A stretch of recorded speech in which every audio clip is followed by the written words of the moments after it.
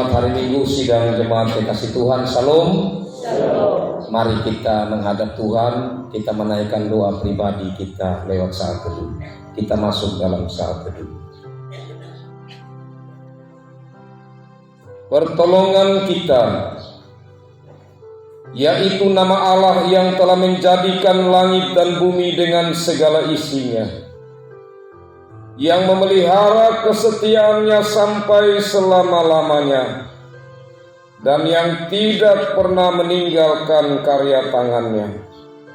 Salam kasih karunia dan damai sejahtera dari Allah Bapa dan Tuhan Yesus Kristus dalam persekutuan Roh Kudus kiranya atas saudara-saudara. Amin. Amin. Amin. Amin. Silakan kita bisa.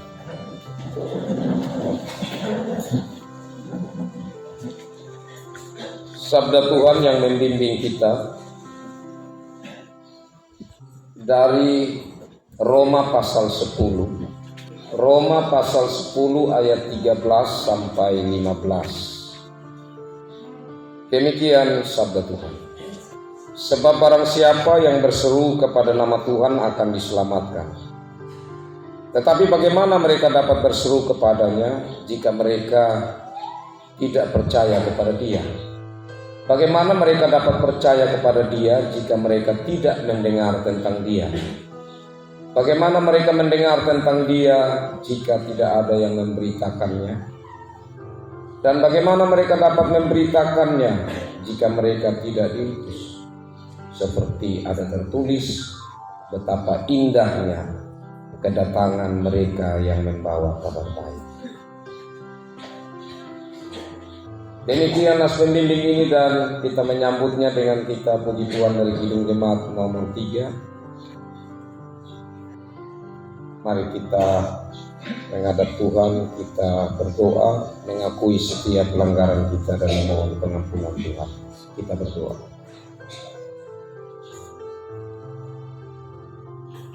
Ya Allah kami, Allah yang sungguh mengasihi akan kami. Bukti kasih-Mu sungguh nyata kami rasakan dalam hidup kami. Pemeliharaan Tuhan lewat hikmat, kekuatan, kesabaran, bahkan berbagai berkat yang Tuhan curahkan dalam hidup kami. Siapakah kami ini yang layak untuk mendapatkan kasih Tuhan? Hanya karena anugerah-Mu kami mendapatkan semuanya itu. Kalau Tuhan memperhitungkan kesalahan-kesalahan kami, layakkah kami menerimanya? Saat kami merenungkan diri kami, sungguh banyak kali kami jatuh dalam dosa. Sungguh banyak kali dalam kesadaran diri kami justru kami melawan kehendak Tuhan. Ya Tuhan, dalam kesempatan yang Engkau berikan untuk kami bersekutu saat ini, menyembah-Mu, kami mohon mari ampuni kami dari setiap pelanggaran kami. Sehingga dengan penuh sukacita karena pengampunan Tuhan, kami menjalani ibadah ini dan layak di hadapan hadirat. Inilah kami anak-anak-Mu yang mengakui setiap pelanggaran kami dan memohon kasih pengampunan. Dalam Yesus Kristus kami berdoa. Amin. Kasih Tuhan, mari kita menyanyi Kidung Jemaat nomor 27. Kita nyanyikan bait 1 dan bait yang kelima. Meski tak layak diriku, meski tak layak diriku, tetapi karena darah-Mu dan karena Kau memanggilku,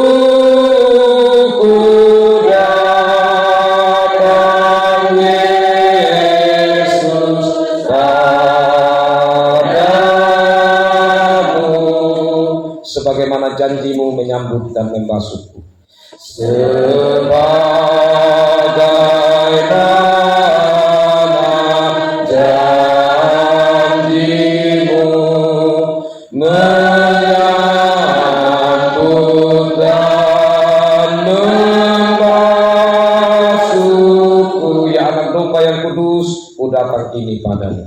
Ya anak domba yang kudus, ku datang ini padamu. Sabda Tuhan yang menjadi berita pengampunan dari Kolose pasal 1 ayat 13 dan 14. Kolose pasal 1 ayat 13-14, demikian sabda Tuhan yang menjadi berita pengampunan. Ia telah melepaskan kita dari kuasa kegelapan dan memindahkan kita ke dalam kerajaan anaknya yang kekasih. Di dalam Dia kita memiliki penebusan kita, yaitu pengampunan dosa. Mari kita menyambut berita pengampunan ini dengan kita puji Tuhan dari Kidung Jemaat nomor 36, baitnya yang kedua. Kidung Jemaat 36 bait 2, pengampunan dosaku hanya oleh darah Yesus, penyucian hidupku hanya oleh darah Yesus, dan kata-kata selanjutnya. Pengampunan dosaku hanya oleh darah Yesus, penyucian hidupku hanya oleh darah Yesus. Oh darah Tuhanku,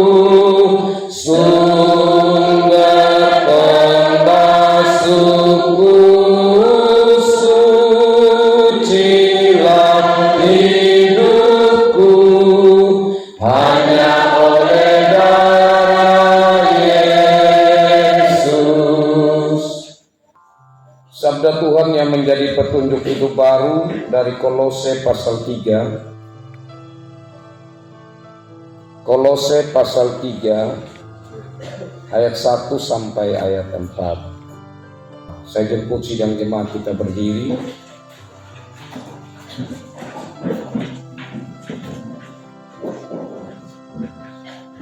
Saya ajak kita membaca bersama bagian firman Tuhan yang menjadi petunjuk hidup baru dari Kolose pasal 3 ayat 1 sampai ayat 4. Kita mulai.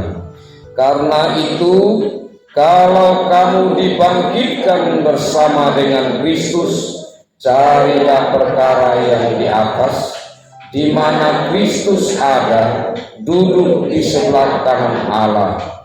Pikirkanlah perkara yang di atas, bukan yang di bumi, sebab kamu telah mati dan hidupmu tersembunyi bersama dengan Kristus di dalam Allah.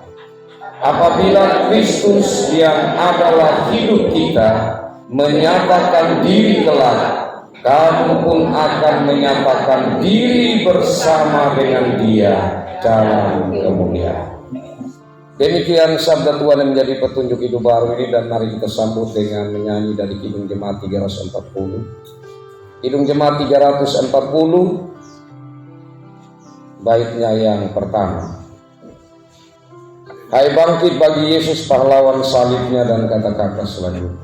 Hai bangkit bagi Yesus pahlawan salibnya, anjungkan bendera dan jangan menyerah, dengan semakin jaya Tuhanmu ikutlah, sehingga tiap lawan berlutut menyembah. Silakan kita duduk dan diberi kesempatan kepada vokal grup gabungan dari umat untuk memuliakan Tuhan.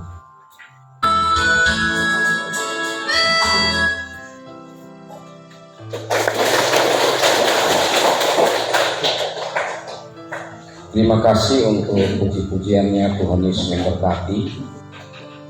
Sidang jemaat kekasih Tuhan, kita masuk pada pemberitaan sabda Tuhan. Firman Tuhan dari 1 Korintus pasal 15 ayat 1 sampai 11. Mari kita berdoa untuk pemberitaan sabda Tuhan. Kita berdoa. Kami datang ke hadapan hadirat-Mu ya Tuhan. Kami bersyukur untuk kesempatan yang Tuhan berikan bagi kami untuk beribadah kepada-Mu. Dan saat ini tiba bagi kami untuk kami mendengar merenungkan firman-Mu. Kami mohon Roh Kudus Tuhan melingkupi kami, baik hamba-Mu yang Tuhan percayakan, yang Tuhan pakai saat ini untuk memberitakan sabda-Mu. Kami semua yang mendengar merenungkannya, biarlah dalam karya Roh Kudus kami mengerti firman Tuhan, dan kami menerimanya dengan hati yang telah dipersiapkan oleh Roh Kudus, dan kami dimampukan juga dalam campur tangan Roh Kudus untuk melakukan firman Tuhan dalam hidup kami. Mari datang dan berfirman-Lah ya Tuhan, dalam Yesus Kristus firman hidup kami berdoa kepada Bapa di surga. Amin. Saya bacakan bagi kita kekasih-kasih Tuhan bagian sabda Tuhan ini. Judulnya Kebangkitan Kristus. Dan sekarang saudara-saudara, aku mau mengingatkan kamu kepada Injil yang aku beritakan kepadamu, dan yang kamu terima, dan yang di dalamnya kamu teguh berdiri. Oleh Injil itu kamu diselamatkan, asal kamu teguh berpegang padanya, seperti yang telah kuberitakan kepadamu, kecuali kamu telah sia-sia saja menjadi percaya. Sebab yang sangat penting telah kusampaikan kepadamu, yaitu apa yang telah kuterima sendiri, ialah bahwa Kristus telah mati bagi dosa-dosa kita, sesuai dengan kitab suci, bahwa Ia telah dikuburkan dan bahwa Ia telah dibangkitkan pada hari yang ketiga, sesuai dengan kitab suci, bahwa Ia telah menampakkan diri kepada Kefas dan kemudian kepada ke-12 muridnya. Sesudah itu Ia menampakkan diri kepada lebih dari 500 saudara sekaligus. Kebanyakan dari mereka masih hidup sampai sekarang, tetapi beberapa di antaranya telah meninggal. Selanjutnya Ia menampakkan diri kepada Yakobus, kemudian kepada semua rasul. Dan yang paling terakhir dari semuanya, Ia menampakkan diri juga kepadaku, sama seperti kepada anak yang lahir sebelum waktunya. Karena aku adalah yang paling hina dari semua rasul, bahkan tidak layak disebut rasul, sebab aku telah menganiaya jemaat Allah. Tetapi karena kasih karunia Allah, aku adalah sebagaimana aku ada sekarang, dan kasih karunia yang dianugerahkannya kepadaku tidak sia-sia. Sebaliknya aku telah bekerja lebih keras daripada mereka semua. Tetapi bukannya aku, melainkan kasih karunia Allah yang menyertai aku. Sebab itu baik aku maupun mereka, demikianlah kami mengajar dan demikianlah kamu menjadi percaya.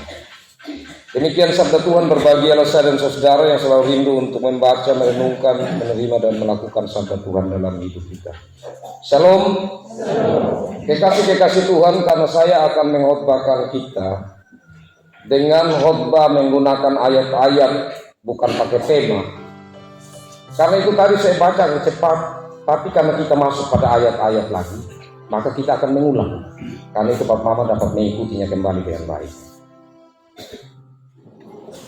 Yang pertama itu di ayat 1 dan 2. Dan sekarang saudara-saudara, aku mau mengingatkan kamu kepada Injil yang aku beritakan kepadamu, dan yang kamu terima, dan yang di dalamnya kamu teguh berdiri.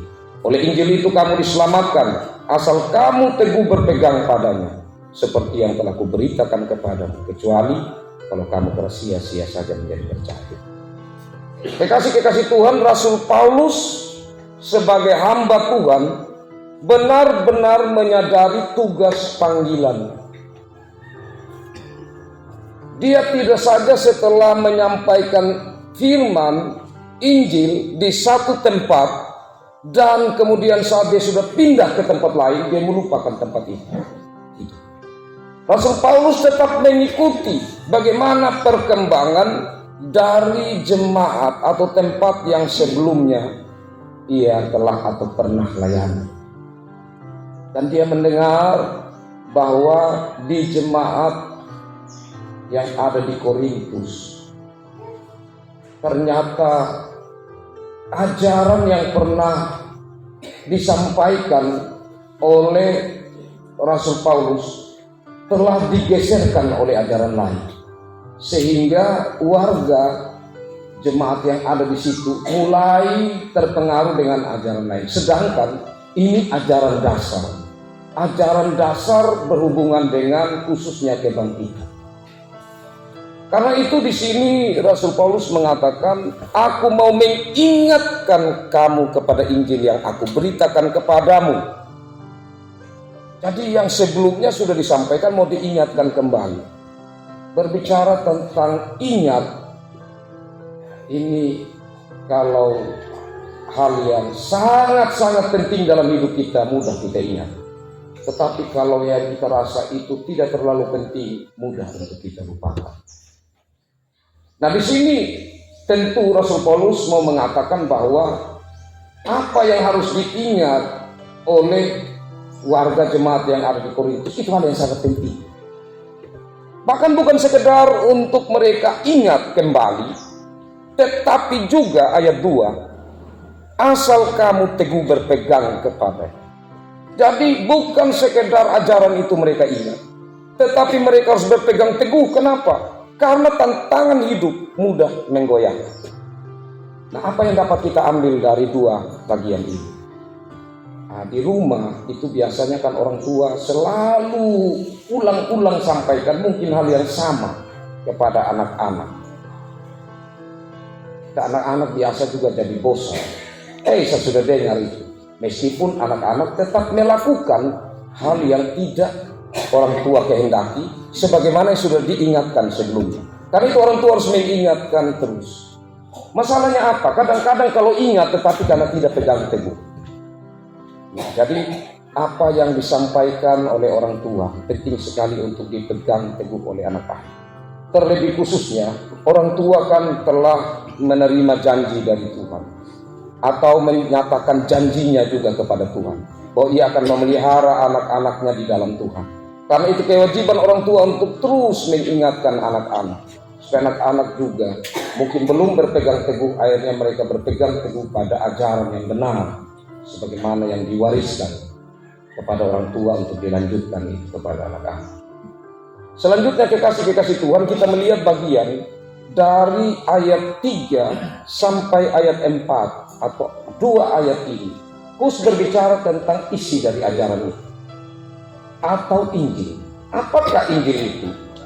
Kita lihat ayat 3 dan 4. Sebab yang sangat penting telah kusampaikan kepadamu, yaitu apa yang telah kuterima sendiri, ialah bahwa Kristus telah mati bagi dosa-dosa kita sesuai dengan kitab suci, bahwa ia telah dikuburkan dan bahwa ia telah dibangkitkan pada hari yang ketiga sesuai dengan kitab suci. Jadi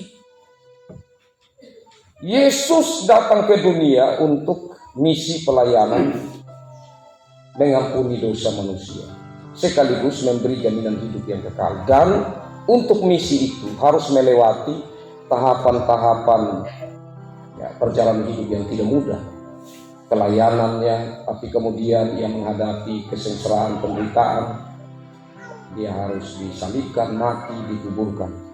Tapi tidak sebatas itu. Ya, ini mau mengatakan bahwa Injil itu ada satu berita yang tidak bisa terlepas satu dengan yang lain, dia satu paket. Berbicara tentang Injil, maka berbicara tentang Yesus yang mati. Karena tidak mungkin berbicara kebangkitan kalau tidak ada kematian. Tidak mungkin juga hanya berbicara tentang kematian karena kita harus percaya kepada Allah yang hidup. Karena itu ini memang berbicara bahkan dari kelahiran, sebagai satu kesatuan tentang Injil yang harus diterima dan dipegang teguh. Nah, inilah kekasih-kekasih Tuhan, sehingga di gereja itu setelah anak-anak selesai di sekolah minggu, mereka diterima untuk mengikuti katekisasi.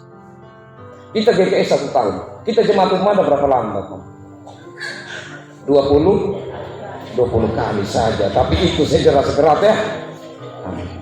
Kenapa? Karena sebenarnya harus memahami Injil secara baik. Karena kalau tidak memahami, apalagi kalau tidak ingat, apalagi kalau tidak pegang teguh, bagaimana menghadapi tantangan dunia ini? Karena itu bahkan kekasih-kekasih Tuhan, kalau bertanya kepada anak-anak remaja, bahkan orang muda yang tidak lewati kata kesaksi dengan baik, apakah Katolik dengan Protestan itu sama? Bisa mereka bilang sama, apalagi kalau jatuh cinta. Ini ada kita ya, Yesus Kristus juga kan. Apalagi kalau tanya Bethel Pentakosta, kan itu Protestan juga. Apakah sama dengan GKS? Merah de agak baptita. Kalau ikut kata kesaksi, baru betul-betul di situ mengerti bagian-bagian manakah yang membedakan antara kita meskipun Protestan sama-sama. Bethel Pentakosta, Kemah Injil itu Protestan, tapi perbedaannya di mana? Lewat ajaran-ajaran yang disampaikan berulang-ulang kali, semakin dipahami dan tentu harapannya dipegang teguh. Itulah isi dari Injil yang secara umumnya seperti ini, tapi lebih terperincinya kita tahu seperti Pancasila, 5 sila, tetapi penjabaran dari Pancasila itu masuk kepada P4 itu panjang sekali atau banyak sekali. Nah, selanjutnya Bapak Mama kekasih Tuhan, kita melihat di ayat 5 sampai dengan ayat 9. Di ayat 5 sampai 9 ini khusus tentang kebangkitan yang mau disampaikan oleh Rasul Paulus. Bahwa tentang Yesus yang bangkit itu benar adanya karena dia telah menampakkan diri. Menampakkan diri kepada semua yang disebut yang pertama sebelum diri. Itu semua itu adalah baik itu daan apa pelewan nahiin atau 12 orang murid maupun tamakeli yang mengikuti dia, yang percaya dan mengikuti dia. Itu Yesus menunjukkan diri kepada mereka, menampakkan diri kepada mereka bahwa ia telah bangkit. Tapi itu mereka layak untuk melihat Yesus yang bangkit itu. Mereka layak untuk kepada mereka itu Yesus menampakkan diri. Tapi yang berikutnya, di ayat berikutnya Rasul Paulus bilang, tapi kepada saya itu Yesus menampakkan diri ibarat saya ini anak yang prematur, lahir sebelum waktu. Artinya secara iman saya ini belum layak untuk sebenarnya Yesus panggil saya untuk menjadi pelayan. Karena iman saya ini masih sangat kecil, belum layak, belum pantas. Bahkan dia katakan di sini, saya ini orang yang hina ya. Ayat 9, karena aku adalah yang paling hina dari semua rasul. Kekasih Tuhan, dari yang dinyatakan oleh Rasul Paulus ini mau mengatakan bahwa Yesus mau menyatakan dirinya, mau memberi damainya, mau menyatakan panggilannya kepada siapa yang ia kehendaki. Tidak saja hanya pada orang-orang yang dekat dengan dia, tetapi bisa pada orang-orang yang tidak disangka. Karena itu, maka kita harus membuka diri untuk melihat kasih karunia Tuhan yang Tuhan nyatakan di dalam kehidupan kita, dalam persekutuan kita, bahkan dalam kehidupan bermasyarakat. Bisa saja, kenapa ya? Itu orang yang dia masih merapu kan, tapi dia punya padi jadi bagus, lebih bagus dari kita. Mungkin karena kita terlalu ikut kegiatan. Kalau majelis bilang, ya contoh saja. Mungkin karena kita main pelayanan terus, tidak terlalu kita lihat ini padi. Karena dorong ini kan tidak ada kegiatan lain. Tidak datang beribadah, tidak pergi pimpin BTS, tidak ikut kegiatan ini, jadi orang kan fokus seperti saya. Ada benarnya di saat kita fokus pada saat kita kerja. Tetapi kekasih-kekasih Tuhan, dua hal kita harus lihat dengan hati yang luas. Pertama, bisa saja Tuhan mau menyatakan tentang kasihnya kepada orang di luar Kristen, kepada orang yang belum percaya kepada Tuhan, mau menyatakan kasih yang besar dalam hidup. Supaya apa? Supaya dia perlahan-lahan belajar untuk mengenal siapa Tuhan yang dan berkati hidupmu. Atau yang kedua, Tuhan bilang kamu jangan iri hati kepada orang fasik. Orang fasik, saya tidak berani juga bilang bahwa orang yang merakit fasik tidak. Karena fasik itu orang yang hidupnya tidak berpadanan dengan Tuhan. Orang Kristen juga bisa jadi orang fasik. Orang merakit bisa jadi orang yang baik. Tapi belum tentu mereka orang benar. Nah, kekasih Tuhan bisa kepada orang-orang yang belum menerima Kristus. Tetapi kenapa hidup mereka diberkati? Seperti itu. Jadi ada yang memang kalau bekerja pasti dia akan menghasilkan hasil yang baik. Dia bekerja dengan baik. Ada yang juga namanya mujur. Ya. Dia mujur begitu. Karena waktu dia dapat bibitnya memang dia dapat yang lebih bagus daripada hasilnya lebih bagus. Tetapi kita tidak usah untuk juga iri hati dengan yang seperti itu. Kenapa kekasih kita? Tuhan sudah bilang dalam firman bahwa mereka akan ada bagian. Oke, kekasih Tuhan, kita kembali tentang yang bagian terakhir tadi, kasih karunia Allah, berkat Allah, itu ayat 10 dan ayat 11. Tetapi karena kasih karunia Allah, aku adalah sebagaimana aku ada sekarang, dan kasih karunia yang dianugerahkannya kepadaku tidak sia-sia. Sebaliknya, aku telah bekerja lebih keras daripada mereka semua, tetapi bukannya aku, melainkan kasih karunia Allah yang menyertai aku. Sebab itu baik aku maupun mereka demikianlah kami mengajar dan demikianlah kami percaya. Jadi Rasul Paulus mau mengatakan bahwa kerja kerasnya Paulus, bahkan kalau mau lihat dengan rasul-rasul yang lain, penginjil-penginjil yang lain, pengajar-pengajar yang lain yang mengajarkan, yang menginjili tentang Yesus, itu Rasul Paulus lebih tekun. Dan memang banyak rasul penginjil yang bersaksi tentang ketekunan, kesetiaan, semangat dari Rasul Paulus ini. Salah satunya termasuk penulis Injil Lukas dalam Kisah Para Rasul. Jadi Rasul Paulus ini kalau dia bicara begitu, ya itu sebenarnya bukan untuk membangga-banggakan diri, tetapi sebenarnya untuk suatu kemegahan dalam Kristus. Tapi dia juga, dia bilang begini, sebaliknya aku telah bekerja lebih keras daripada mereka semua, tetapi bukannya aku, melainkan kasih karunia Allah yang menyertai aku. Nah ini hal yang sangat penting Bapak-Bapak kekasih Tuhan dalam kehidupan pelayanan kita ya, baik sebagai majelis jemaat pengerja, baik kita sebagai badan pengurus komisi, bahkan warga jemaat. Di saat kita melakukan kegiatan-kegiatan gerejawi ya, memang kadang-kadang bisa kalau kita sudah giat begitu, ini ya kamu ikut saya lah begitu, coba kamu giat seperti saya. Maka di dalam media sosial kita juga bisa seperti mau mengatakan itu, giatlah seperti saya. Jadi menampilkan kegiatan-kegiatan seperti kita yang tampil di sini. Akhirnya bukan nama Tuhan yang dipuji dipermuliakan. Saya renungkan Bapak. Kadang-kadang saya juga masih kanak-kanak. Kadang-kadang saya juga masih bersifat kanak. Karena hanya yang bersifat kanak-kanak yang selalu menampilkan diri, menunjukkan kepada orang lain, bukan Tuhan yang ditunjukkan. Artinya bukan di situ ada kalimat-kalimat untuk memuliakan Tuhan, tetapi diri yang ditonjolkan. Dan sifat anak-anak selalu dia yang harus menang, ya kan? Selalu dia yang harus diperhatikan. Selalu yang menjadi pusat, menjadi inti itu diri. Tapi kalau saya dan saudara sudah menjadi dewasa, maka yang menjadi pusat pelayan kita adalah Kristus. Maka yang kita akan nyatakan dalam hidup ini Kristus. Muliakan Kristus dalam hidup kita. Itu memang hal yang tidak gampang. Tapi Rasul Paulus mau menyatakan itu. Tidak salah ya kita menampilkan segala sesuatu. Tetapi ingat, jangan sampai akhirnya kita salah bahwa kita tidak sedang memuliakan Tuhan dalam hidup ini. Marilah kekasih-kekasih Tuhan sebagai anak-anak Tuhan yang telah mengalami kebangkitan Kristus, telah menang terhadap berbagai tentang persoalan hidup ini.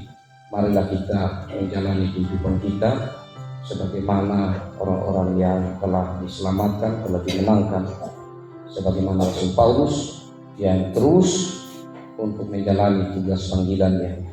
Kita baik sebagai bapak-bapak dalam rumah tangga, sebagai ibu-ibu, sebagai anak-anak, mari kita pegang teguh. Sekali lagi terima kasih Karena jemaat Mada yang saya melihat masih dalam keadaan yang baik. Jangan keluar dari hal-hal yang membuat kita sendiri merasa tidak nyaman. Bahkan orang lain melihatnya, mereka merasa, kenapa sudah seperti itu? Tuhan menopang kita dan berkati kita dengan firman-Nya dan memberkati kita di dalam rumah tangga kita dan dalam aktivitas kita. Amin. Mari kita berdoa. Kami datang ke hadapan hadirat ya Tuhan, kami bersyukur kepada-Mu untuk kesempatan yang indah yang Tuhan berikan kepada kami untuk kami boleh beribadah kepada-Mu. Dan dalam ibadah ini kami juga mendapat kesempatan untuk mendengar merenungkan firman. Kami percaya Tuhan memberkati.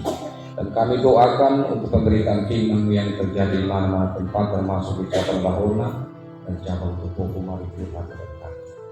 Ya Allah Bapa dalam kerajaan sorga, dalam kesempatan ini kami juga bersyukur kepada Tuhan untuk banyak hal yang kami alami sebagai kasih kemurahan Tuhan, campur tangan Tuhan dalam hidup kami. Dan kami juga mau menyampaikan berbagai pergumulan-pergumulan kami. Tuhan tahu kesulitan-kesulitan hidup yang kami hadapi, tetapi kami tetap berpegang pada Tuhan. Kami tetap berusaha untuk menjadi anak Tuhan yang setia, yang tangguh di dalam mengingat ajaran-ajaran Tuhan, berpegang teguh dan melakukan apa yang Tuhan kehendaki dalam hidup ini. Ya Allah Bapa dalam kerajaan sorga, berkatilah kami sebagai orang tua, sebagai orang muda, sebagai anak-anak. Berkati orang-orang yang kami kasih ada rumah tangga kami yang ada saat ini maupun yang tidak ada saat ini, yang ada di sekitar kami maupun yang ada jauh dari kami. Marilah berkati semuanya itu. Ya Allah Bapa dalam kerajaan sorga, kehidupan kami ini kerja yang baru, baik sebagai majelis jemaat, sebagai komisi, sebagai warga jemaat, kami pertaruhkan dan kami pengasihan. Segala apa yang kami rencanakan, kami pertaruhkan, biarlah Tuhan yang berjalan bersama-sama dengan kami. Terima kasih ya Tuhan, terima kasih doa kami. Hari ampuni segala pelanggaran kami ya Bapa dalam Yesus kami berdoa. Amin. Dikasih Tuhan, saatnya kita menyatakan ungkapan syukur kita lewat persembahan mingguan. Dan kita mengiringinya dengan kita menyanyi Kidung Jemaat 322. Kidung Jemaat 322. Terang matahari telah menyinari segala negeri, dan kata-kata selanjutnya. Terang matahari telah menyinari segala negeri, dan gunung dan padang dan sawah dan ladang senang berseri. Gembira sekali ku lihat kembali terang mereka, dan dapat di sorga yang Bapakku juga hendak ku sembah.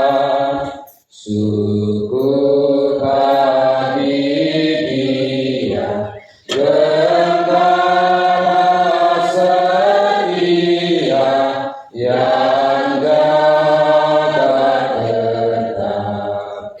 Anugerahnya jua hariku semua, terang dan gelap, tenaga dan kuat, kerja yang ku buat, kepunyaannya, dengan rendah hati hendak ku hormati Yang Maha Esa.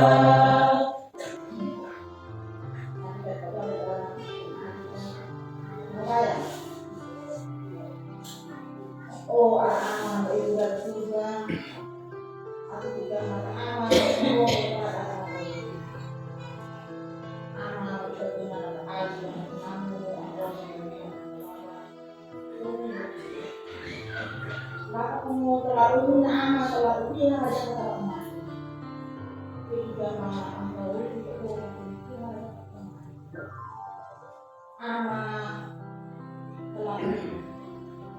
jadi aslinya betul kembali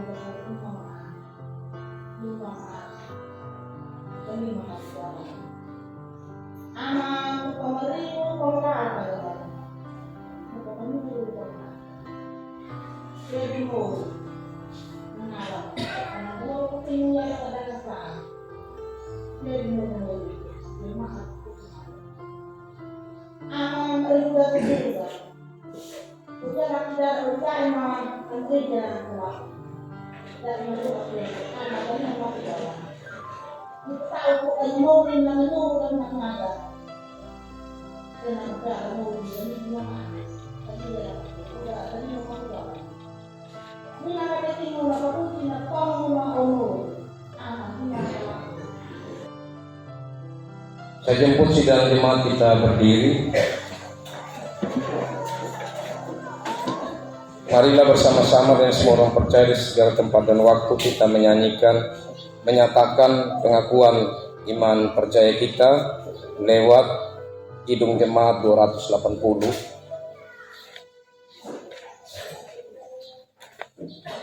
Kidung Jemaat 280, aku percaya Allah yang kekal, dan kata-kata selanjutnya. Aku percaya Allah yang kekal, yang oleh sabda kita kenal, Bapa Pencipta alam semesta, yang mengasihi manusia. Aku percaya Putra Tunggalnya yang disalibkan di Golgota, yang dari kubur bangkit dan menang, naik ke sorga dalam terang. Aku percaya pada Roh Kudus yang mendiami kita terus. Aku percaya gereja yang besar, ku jadi suci di dalamnya. Sidang jemaat kekasih Tuhan, kita akan kembali ke dalam rumah tangga kita. Kita akan melanjutkan aktivitas hidup kita. Tentu kita sangat merindukan supaya Tuhan memberkati kita. Karena itu arahkanlah hati kita di hadapan hadirat Tuhan, pulanglah dengan sejahtera dan terimalah berkatnya.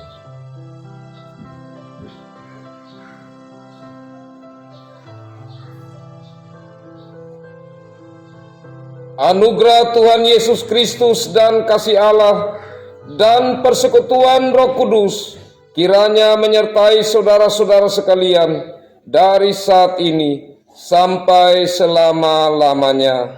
Amin. Amin.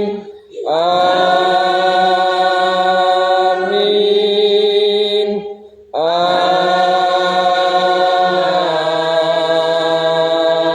Amin. Menutup serangkaian ibadah ini, mari kita menyanyi dari Kidung Jemaat 407. Kidung Jemaat 407. Tuhan kau gembala kami, tuntun kami domba-Mu, dan kata-kata selanjutnya.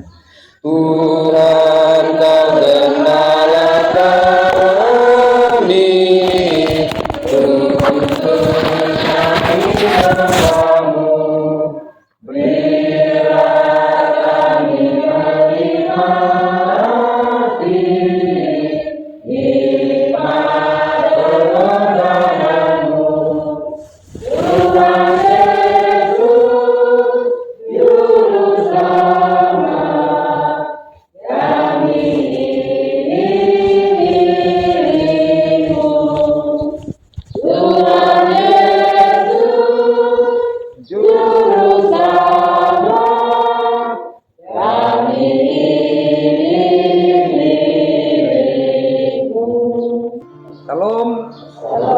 duduk.